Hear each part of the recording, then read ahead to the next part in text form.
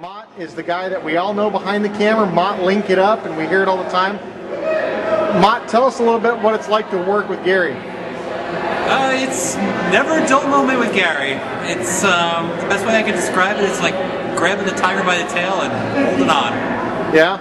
And how long have you been working with Gary? I've been working for Gary for 3 years now. Yeah?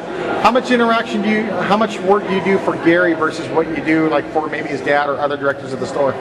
Actually, I'm an IT guy. My main function is system administration of WineLibrary hardware systems. But WineLibrary TV probably takes up about 70% of my day now. Yeah? Yeah. And so you got here last night? Got here Friday, yes. Okay, and you fly out Monday? Monday morning. And so what is your take on the Washington wines at large? I'm not a big wine drinker myself. Yeah? It's kind of an aberration to be working for the WineLibrary, but the ones I've tried I've really enjoyed. I really want to say Washington is a beautiful state. I want to come back. Seattle, it's a great city. And don't get too used to it now. The joke is that this is God's country out here, so. Is it? Yeah, well, we got the green, we got the mountains, we got the water. We got a little bit of rain, but most people don't realize that New York actually gets more annual rainfall on average than we do. That's what we tell everybody. Yeah. This is like New Jersey weather, except with a lower cloud cover. Exactly. So, anyway, what do you think about how Gary takes his approach to wine? I mean, is that something, I know your background really isn't wine, but was that something new to you when you first started doing WineLibrary TV? Oh, definitely. I think he really brings a unique approach to it. He's, with his honesty, if he likes something, he likes it. If he doesn't like it, he'll tell it like it is. And I think that's, people respond to that. Being the IT guy there, what was your initial reaction when Gary said, hey dude, let's do the TV program and we'll put it on the web? Well, I kind of came into it as after it was up and running. Okay. One of the other IT guys at the WineLibrary, his name's Eric, he started the show with Gary, and it actually ended up becoming too much for him with his other job responsibilities. So I took over some of the editing, and then eventually over time I took over the complete project from shooting the episode to editing it to posting it on the web. Gotcha. Do you think we'll ever see Mott link it up and the man come more into the fold of the wine drinking? Are you slowly getting there? Where do you find yourself right now with it? My palate, I think, is spent. I don't think it's too much beer. Too much beer. Yeah. So you're a New Jersey native? Born and bred in New Jersey. Okay. Cool. Well, hey man, thanks for the few questions and appreciate your time. It's good meeting you. It's nice meeting you too. Thanks, Mott. Take care. All right. Assistant to Gary Vaynerchuk of WineLibrary TV, and we're just here hanging out, having some wine with a bunch of maniacs in Seattle. And Matt, tell us a little bit about what your thoughts have been about today, doing the live taping and here tonight with all these people.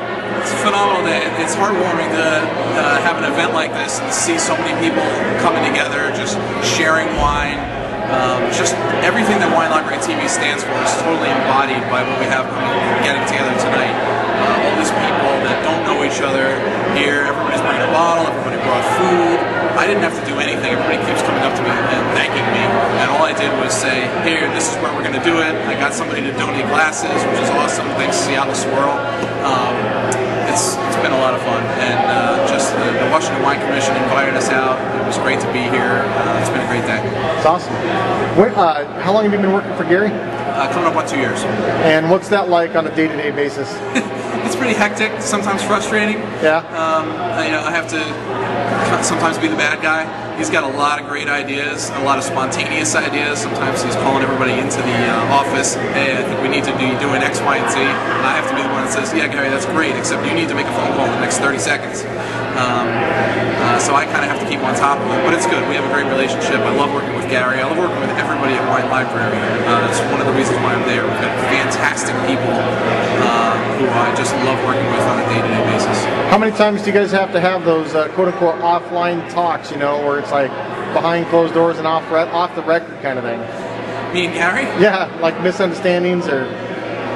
He and I very rarely have misunderstandings. We understand each other very well, actually, and I think he's been surprised at how well I've understood where he's coming from and anticipated his moves. That's why this whole thing has kind of worked. He didn't have an assistant of any kind for a long time, and he was willing to bring me in and perform that role because he trusted me and thought that I could do it. And weird. He didn't want to ever have a secretary, which is not what I am, but I have to do some duties of that kind. But I have to do a lot of other weird things too. What has been your reaction to the explosion of popularity with Wine Library TV? It's weird. I never know who's going to be on the other end of the phone when I answer the phone. I never know who's going to be calling. It could be anybody. And it's cool. It keeps me on my toes. We're doing a lot of cool things. There's always something brewing. I'm glad to be a part of it. Like I said, it's not just Gary, even though Gary is the driving force. I love all the people that we work with at the store. It's a great company. His dad, Sasha, is an amazing person. He's behind the business as well. Our Vice President, Brandon, is amazing. Our Internet Business Manager, Grant Kriak.